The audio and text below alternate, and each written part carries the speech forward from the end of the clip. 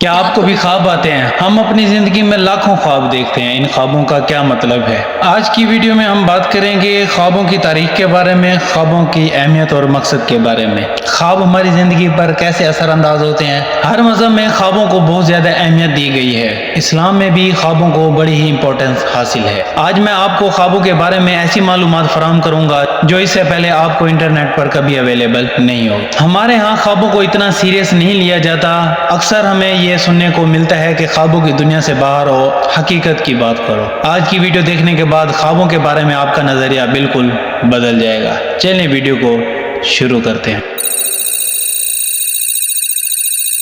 السلام علیکم، میں ہوں مزمل۔ اگر آپ ہسٹری، اسلامک اور حیرت انگیز انفارمیشن میں دلچسپی رکھتے ہیں تو چینل کو سبسکرائب کریں۔ خوابوں کی تاریخ اتنی ہی پرانی ہے جتنا کہ آج کا انسان۔ جیسا کہ میں آپ کو بتا چکا ہوں کہ ہر مذہب میں خوابوں کو بہت زیادہ اہمیت دی گئی ہے۔ آج سے 4000 پہلے کے لوگ جنہیں ایجپشن کہا جاتا ہے، ان کے مذہب میں بھی خوابوں کو بڑی اہمیت حاصل ہے۔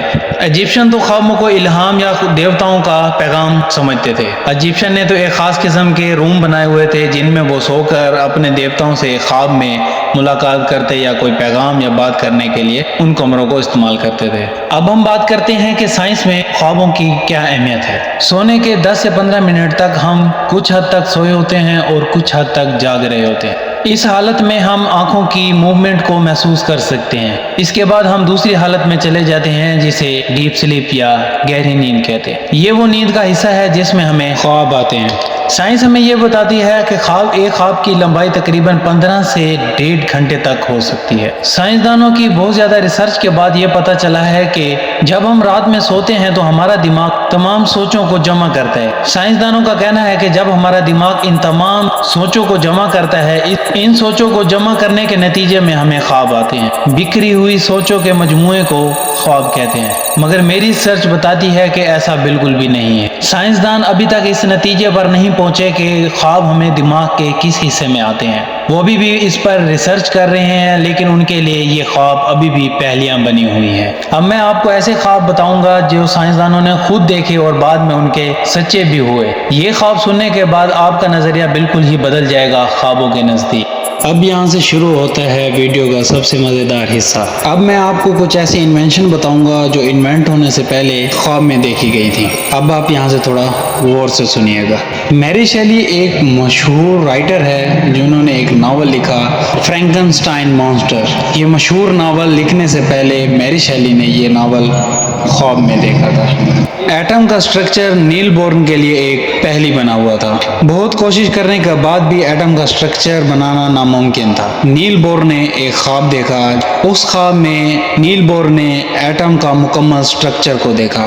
اس کے بعد وہ سٹرکچر بالکل پرفیکٹ نکلا۔ تیسرا خواب، سلائی مشین تو ہم سب کے گھر میں ہوگی۔ سلائی مشین کا مکمل میکانزم ایلس ہوئی نے خواب میں دیکھا تھا۔ اس کے بعد سلائی مشین کو ایجاد کیا۔ ڈی این اے کا ڈبل ہیلکس سٹرکچر جو آپ سب ہم دیکھتے ہیں وہ بھی ڈاکٹر روزی نے خواب میں دیکھا تھا۔ 10th کلاس میں پیریوڈک ٹیبل آپ سب نے دیکھا ہوگا۔ اس پیریوڈک ٹیبل کی مکمل ترتیب مینڈلیو نے خواب میں دیکھی تھی۔ مینڈلیو نے خواب میں دیکھا کہ اس کے سامنے تمام ایلیمنٹس اپنے اٹامک ماس کے اوپر ایک ترتیب کے ساتھ آتے چلے جا رہے ہیں۔ بعد میں وہ اپنی ذہانت کے ساتھ اس کو ایک ٹیبل کی شکل میں لکھ دیا۔ اتنی پرفیکٹ انفارمیشن کو کوئی بکھری ہوئی سوچے کیسے کہہ سکتا ہے؟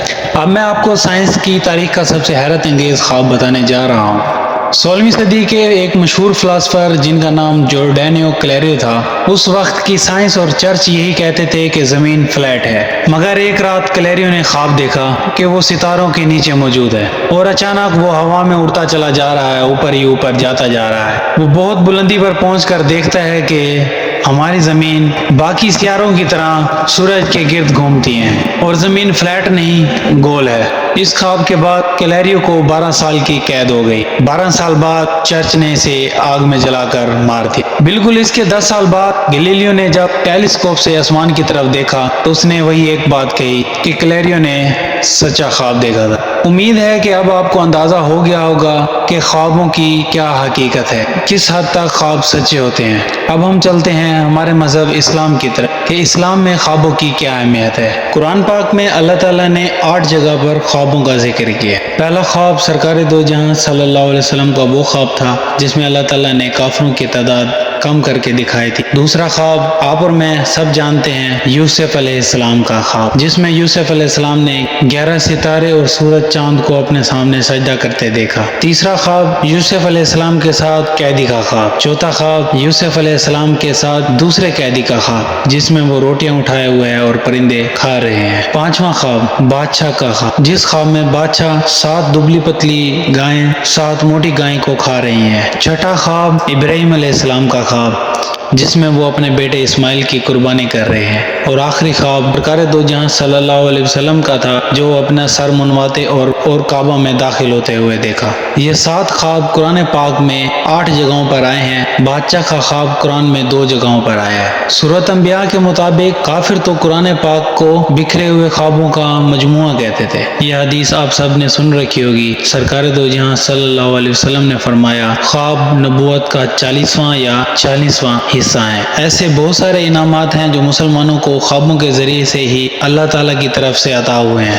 عید الاضحیٰ ایک خواب کے نتیجے میں ہی ہمیں ملتی ہے۔ جو ابراہیم علیہ السلام کا خواب ہے، وہ اپنے بیٹے اسماعیل کو ذبح کر رہے ہیں۔ ان کی سنت کو زندہ کرنے کے لیے آج مسلمان عید الاضحیٰ مناتے ہیں۔ سرکار دو جہاں صلی اللہ علیہ وسلم کو خواب میں بہت سی چیزیں دکھائی گئیں۔ جنت میں حضرت عمر رضی اللہ تعالیٰ عنہ کا گھر کا دیکھنا، خواب میں جہنم کے عذاب دیکھنا، خواب میں جنت کو دیکھنا، خواب میں حضرت فاطمہ رضی اللہ تعالیٰ عنہ کی خوشخبری دیکھنا، اذان، یہ بھی ہمیں خواب کے نتیجے میں اللہ تعالیٰ کی طرف سے عطا ہوئی۔ سرکار دو جہاں صلی اللہ علیہ وسلم ہر روز فجر نماز کے بعد ہر صحابی سے پوچھا کرتے تھے کہ رات کسی نے کوئی خواب دیکھا ہے تو میں اس کی تمہیں تعبیر بتا دوں۔ خواب اسلام کا اہم جز ہے۔ اگر کوئی انسان اس کا مکمل انکار کرتا ہے تو وہ دائرہ اسلام سے بھی خارج ہو جائے گا۔ اب آپ کو اندازہ ہو گیا ہوگا کہ مذہب اسلام میں خوابوں کی کتنی اہمیت ہے۔ اگر آپ نے اپنی زندگی میں کوئی خواب دیکھا ہے اور بعد میں جا کر وہ سچ ہو گیا ہے تو آپ یہ خواب اپنا